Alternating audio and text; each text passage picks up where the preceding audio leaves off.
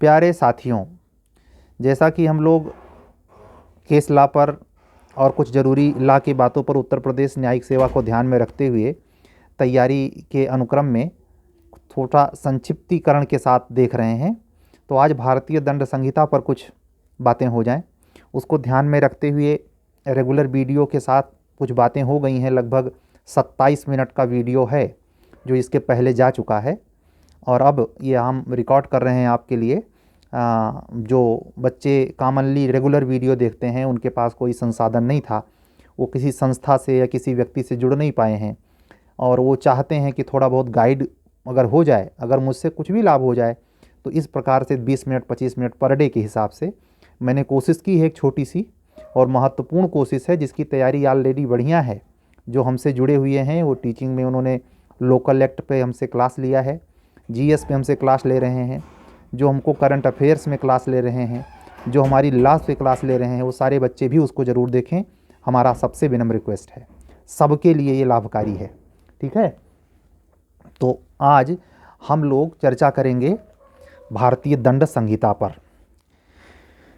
आप 107 का जो तीनों स्पष्टीकरण है, पहला क्वेश्चन दुष्प्रेरण वाले में जो स्पष्टीकरण 2 जो दिया गया है, वहाँ से निश्चित तौर पर ये मान के चलिए कि आपसे एक कोई प्रॉब्लम बेस्ड सवाल ज़रूर पूछेंगे, समझ रहे हैं।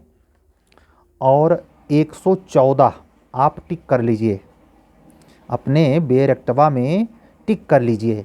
114 को ध्यान से पढ़ के जाना है।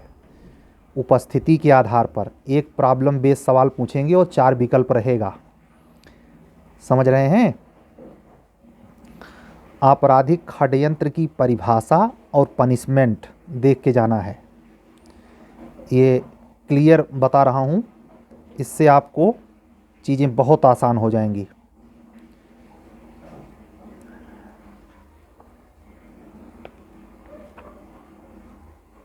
दो सौ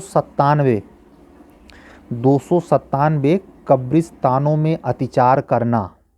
यहाँ से अगर सवाल आया, अब जैसे हम आपको इतना महत्वपूर्ण समय निकाल कर बताएं कि हाँ शुरू कीजिए, सेक्शन 34 सामान्य आशय वीरेंद्र कुमार घोष वाला केस, क्या मतलब है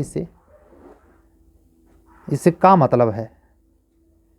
खाली दिखाने के लिए कि हम बहुत ऐसे नहीं, जो जहाँ से नंबर आपका बढ़ सकता है वो ध्यान में रख के हम कह रहे हैं। तो 297 कब्रिस्तानों पर अतिचार देख के जाएंगे, और जो 294 पर जो अश्लीलता से जुड़ा हुआ प्रकरण है, अश्लील गाने वगैरह, तो 294 से भी क्वेश्चन हो सकता है, क्योंकि इस समय अशिष्टता पर एक एक्ट जो जुड़ा है ना, स्त्री अशिष्टता वाला, तो 354 के जो संशोधनवा हैं, capital A, capital B, capital C, capital D, ये आप देख लेंगे। जो सेक्शन हमारे मुख से निकल रहा है, बेयर एक्ट पे दनादन उसको गोला करते जाइए, समझ रहे हैं। 292 का 2 बेयर एक्ट में घोरा घेरा मारिए, वहाँ से सवाल आपसे आएगा ही, टकराएगा आपसे। और सरबजीत सिंह बनाम उत्तर प्रदेश राज्य का एक केस है, नोट करिए। सरबजीत सिंह बनाम उत्तर प्रदेश राज्य का, इसमें आपराधिक मानववध और हत्या में हम रेक्स बनाम गोविंदा नहीं बता रहे हैं, हम जो कह रहे हैं उसको नोट कर लीजिए। ये पूछ सकते हैं, बहुत चालाकी से पेपर बनाया जा रहा है। ठीक है, आपका जो सेक्शन नंबर आईपीसी का 300 का पार्ट 3 है, उस पर आधारित एक केस आएगा रजवंत सिंह 1966 में सुप्रीम कोर्ट का जजमेंट है, 300 के पार्ट 3 पर। ठीक है, 299 का दृष्टांत गोला करिए, वो प्री में पूछ सकते हैं। ठीक है,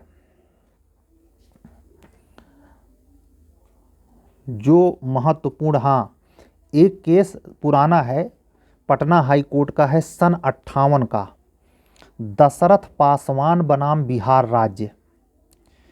नोट करिए इसे, दशरथ पासवान बनाम बिहार राज्य। और आप चलिए बेरेट में जल्दी से पलटिए, 300 का अपवाद 5, 300 सेक्शन का अपवाद हम कह रहे हैं, एक्सेप्शन नंबर 5।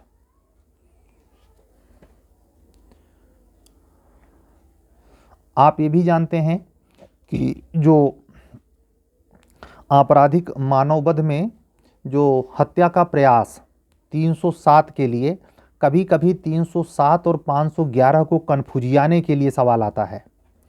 इस समय जो सुशांत राजपूत या तमाम जो आत्महत्याएं हुई हैं, इसलिए 309 देख के जाएंगे आप। 309 पे सवाल, 309 हत्या का प्रयत्न करने पर कितना दंड है? 1 वर्ष का सादा कारावास और जुर्माना, एकदम क्लियर याद रखिए। बड़ा दंड नहीं पूछेंगे आपसे, जानते हैं आप पढ़ के आए हैं। आपसे वो पूछेंगे कि जुर्माना किस में है, हैं? तो आप 309 का ध्यान से कितना, मतलब 1 वर्ष का सादा कारावास, और ये भी हमेशा ध्यान रखिए कि कारावास की या दंड की प्रकृति क्या है। ठीक है, एक चीज़ और नोट करिए, यहाँ से सवाल हो सकता आ जाए। 308 का दृष्टांत, 308 का दृष्टांत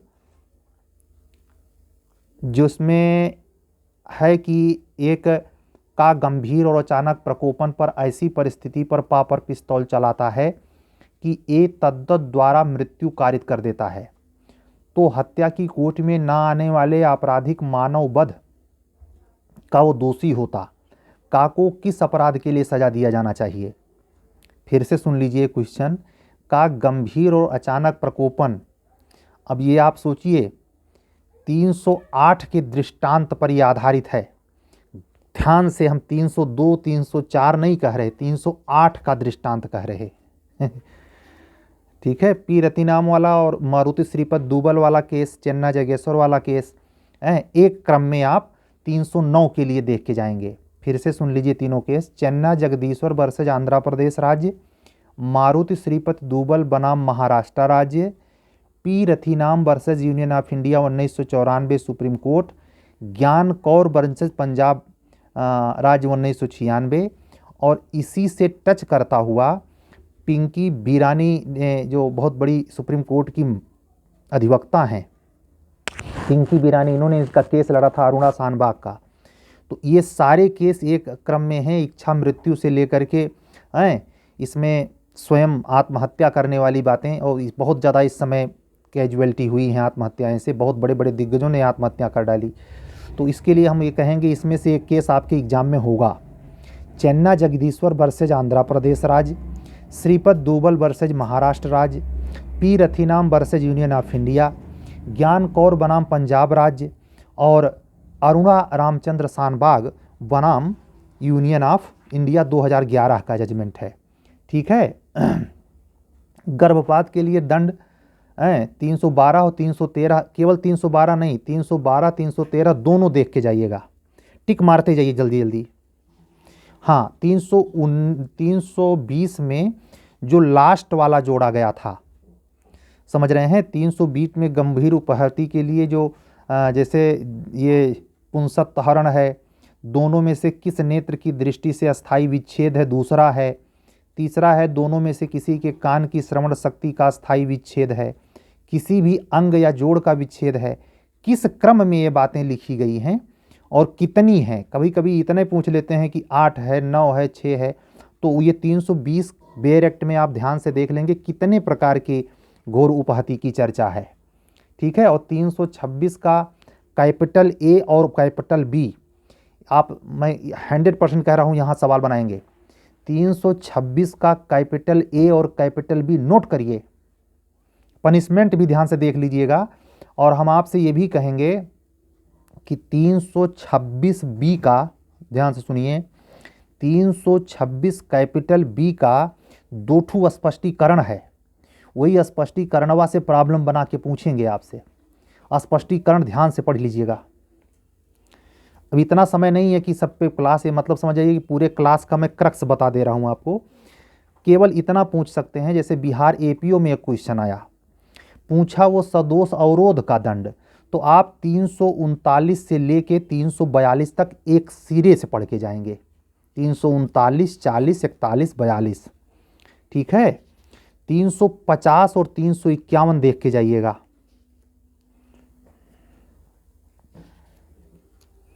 ये केस देखिए हैं, 354 में ही स्त्री के लज्जा भंग के लिए जो पुराना था 354, उसमें कैपिटल ए बी की बात नहीं कर रहा, पुराने को भी देख के जाना, खाली आधुनिक है नहीं।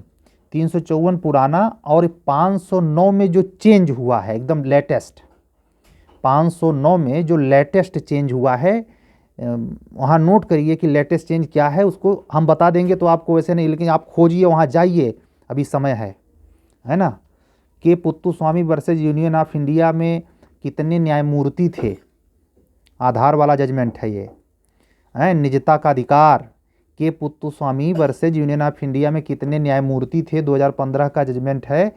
इसमें निजता का अधिकार के आर्टिकल 21 के अंतर्गत आता है कि नहीं, मौलिक अधिकार है कि नहीं। तो इसमें जजमेंट दिया था चंद्रचूड़ सर ने, जो वर्तमान में सीजीआई हैं। ये सवाल आपसे पूछ सकते हैं, समझे, के पुत्तुस्वामी वाला केस आपसे पूछ ही जाएगा तो कोई ताजुब नहीं। ठीक है, और ये 354 कैपिटल ए तो हम बताएंगे ही नहीं, आपको मैंने कह दिया कि 354 capital A, capital B, capital C, capital D खूब रट के जाएंगे। अपहरण पर दृष्टांत हम बता रहे हैं, नोट करिएगा, अभी बता रहे हैं आपको, बहुत ही इम्पोर्टेंट है।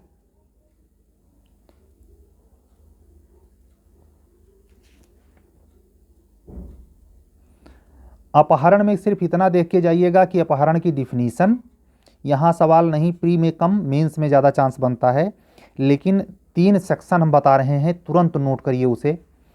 364 का कैपिटल ए, मुक्ति धन के लिए व्यपहरण। दूसरा नोट करिए, 366 का कैपिटल ए, अप्राप्तवय लड़की का उपापन। और 366 का सी नोट करिए, विदेश से लड़की का आयात। तो ये तीनों में पनिशमेंट क्या है और तीनों सेक्शन में क्या बातें कही गई हैं, इसमें से एक सवाल आपके एग्जाम में हो सकता है।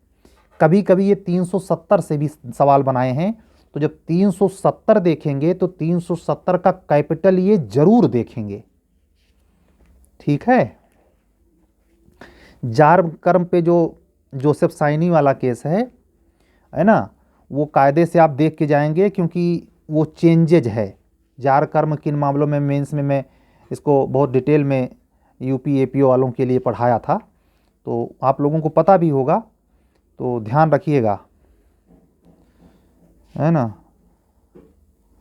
ये उत्तराखंड में पूछा गया था, मैं इस केस का जिक्र कर दे रहा हूँ, हो सकता है केस आपके साथ हो। साक्षी बनाम यूनियन ऑफ इंडिया 2004 के मामले में 375 में लैंगिक सहवास पद का प्रयोग किया गया है, किंतु इस पद को परिभाषित नहीं किया गया है। लैंगिक सहवास पद का शब्दकोशीय अर्थ है बलपूर्वक लैंगिक सहवास, जिसके अंतर्गत लिंग का योनि में प्रवेश शामिल है। कहने का मतलब है ये केस एक बार उत्तराखंड में पूछा गया है, साक्षी बनाम भारत संघ। पूछेंगे कि ये किससे है, तो रेप से है ना, ये ध्यान रखिएगा। 376 का कैपिटल डी, चिन्मयानंद कांड, है ना, वो लड़की जो पेशेवर थी उनको रेप में फंसाया था। 376 का डी बिल्कुल देख के जाइएगा, ये सवाल यहाँ से बनाएंगे, पक्का बनाएंगे। प्रकृति विरुद्ध अपराध पे सवाल बन सकता है 377 को गे के संदर्भ में, है ना। नवतेज सिंह जौहर वाला केस आप देख के जाएंगे, नवतेज सिंह जौहर वाला केस 377 के संबंध में, और उसके पीछे के दोनों केस, लेकिन नवतेज सिंह जौहर वाले केस को वो डायरेक्ट पूछ सकते हैं। ठीक है, तो आपसे मैं यही कहूँगा, दो दृष्टांत जितने हैं, आपराधिक न्यास भंग के सारे दृष्टांत, 405 के और 403 के सारे दृष्टांत पढ़ के जाएंगे। 405, 403 के सारे दृष्टांत पढ़ के जाएंगे, किसमें आपराधिक न्यास भंग है, किस दृष्टांत में आपराधिक न्यास भंग नहीं है, बेयर एक्ट पढ़नी है। ठीक है, केस लॉ से ज़्यादा इसमें आप फिक्स, और जो क्वेश्चन हल्का सा भी संशय हो, जैसे मान लीजिए आ गया 419 IPC 419 प्रतिरूपण द्वारा छल के लिए दंड। तो आप यहाँ भी पता होना चाहिए कि प्रतिरूपण द्वारा छल किसमें डिफाइन है। तो 416 419 को ऐड करके पढ़िए। प्रतिरूपण द्वारा छल को दृष्टांत से जो समझाया गया है, जैसे मैं एक दृष्टांत दे रहा हूँ, हो सकता है ये प्रश्न में हो, का उसी नाम का अमुक धनवान बैंकर है, इस अपदेश द्वारा छल करता है, का प्रतिरूपण द्वारा छल करता है। तो वो दृष्टांत जरा ध्यान से देखे जाइएगा। खा जिसकी मृत्यु हो चुकी है, होने का उपदेश करने का छल करता है। वो मर चुका है लेकिन उसको जिंदा बता रहा है, तो ये प्रतिरूपण द्वारा छल 416 आप देख के जाएंगे, और 415 17 तो देखना ही है। ठीक है, रिष्टि भी देख सकते हैं। रिष्टि के दृष्टांत 425 में सारे पूछे जा सकते हैं, उसमें से कोई एक दृष्टांत आपसे पूछेंगे। गृह भेदन से 442 में गृह अतिचार, नोट कर लीजिए, 442 में गृह अतिचार और गृह भेदन के जो 9 तरीके हैं वो देख के जाएंगे। कूट रचना 464 और द्विविवाह 494 हैं। ये महत्वपूर्ण केस में जार कर्म और डिफामेशन के ज़्यादा अगर नहीं देख सकते हैं तो 499 की डिफिनीशन देखें और उसमें वो चारों स्पष्टीकरण देख लें। 499 की डिफिनीशन देख लें और चारों स्पष्टीकरण देख लें। ठीक है, आवश्यक तत्व क्या होता है, और अगर देख पाते हैं तो आप 10 अपवाद देख के जाएं, क्योंकि एक अपवाद पर सवाल बना सकते हैं। अक्सर वो आपराधिक अभितरास पे एग्जाम्पल देते हैं और उद्दापन से फंसाते हैं। 503 और उद्दापन वाला जो सेक्शन है वो दोनों सेक्शन को 363 और 503 इन दोनों को मिक्स करके पढ़ के जाना है आपको। 503, 509, 510 और आपराधिक प्रयत्न से जितने केस ला हैं, आपराधिक प्रयत्न से जुड़े हुए जितने केस ला हैं और जितना दृष्टांत है आपके बेयर एक्ट में, सब रट के जाइएगा। ठीक है, और लास्ट में बात इतना ही कहूँगा कि शुरू में हम क्यों नहीं बताए, षड्यंत्र के बाद सीधे दुष्प्रेरण से क्यों शुरू किए। सेक्शन नंबर 1 से लेके सेक्शन नंबर 120 तक टोटल इंपॉर्टेंट है। यहां से मैंने जल्दी जल्दी करवा दिया, लेकिन सेक्शन 1 से लेके सेक्शन 120 तक छोड़ना मत, यक्को लाइनिया। आईपीसी में आप 85% सही करके आएंगे। यहां भी आपसे रिक्वेस्ट है, गलत हो तो छोड़ देना, करना मत। कंफ्यूजन में टिक मत मारना। मैं आपको सलाह नहीं दूंगा कि 50-50 हो तो दांव खेल जाना, नहीं भाई, बनी बनाई खिचड़ी बेकार हो जाएगी। तो आज की बातें यहाँ तक। कल हम संपत्ति अंतरण अधिनियम पर ऐसे ही एक छोटा सा ब्रीफ करेंगे। हमारी बातों को अगर आप ध्यान देंगे तो आप निश्चित तौर पर 15 से 20 नंबर के डिफरेंस में आ सकते हैं।